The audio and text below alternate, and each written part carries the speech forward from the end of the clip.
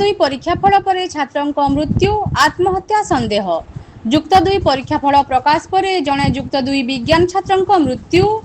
ପରୀକ୍ଷାରେ ଆଶାନୁରୂପ ଫଳ ନ ଆସିବାରୁ ଛାତ୍ର ଜଣକ ଆତ୍ମହତ୍ୟା କରିଥିବା ସନ୍ଦେହ କରାଯାଉଅଛି। ମୃତ ଛାତ୍ର ହେଲେ ବାମେବାରୀ ଥାନା ଅନ୍ତର୍ଗତ ଜୁରୁଡ଼ିସ୍ଥିତ ରେଲୱେ କଲୋନୀ ନିକଟରେ ବସବାସ କରୁଥିବା ଦେବନାରାୟଣ ପ୍ରଧାନଙ୍କ ପୁଅ ଶୁଭମ ପ୍ରଧାନ।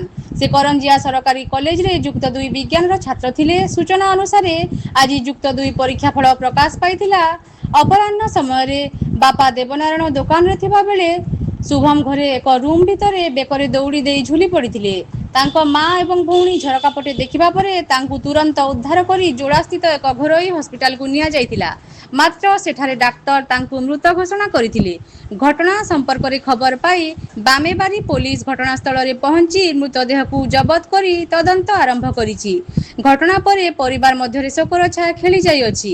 ବ୍ୟୁରୋ ରିପୋର୍ଟ, ପ୍ରତିଜ୍ଞା ଲାଇଭ। ଆମେ ଜାଣିନି ଆଜ୍ଞା, ସେ ନିଜେ କରୁଛି। ଆଜି ସେ ରେଜଲ୍ଟ ନିଜେ ଦେଖିଥିବ ବୋଧେ ଆଉ ବାହାର ଲୋକ। ରେଜଲ୍ଟ ତାର ଖରାପ ହେଇଛି ଆଉ। Karanjia college, government college. ଘଟଣା ଆଜ୍ଞା ସେ 3:30 4ଟା ଭିତରେ ହେଇଛି। ମୁଁ ଆଜ୍ଞା ସେ ଦୋକାନରେ ଥିଲି, ପିଲା ତ ଘରେ ଥିଲା ଆଉ 4ଟା ସମୟରେ। ଆମେ ଦେଖିଲୁ ତା ମା ଆଉ ତା ଭଉଣୀ ଆସିଥିଲେ।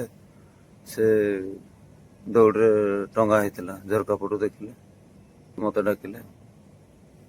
ମୁଁ ଆସିଲେ ତାକୁ ଓହ୍ଲେଇ ସାରିଥିଲି।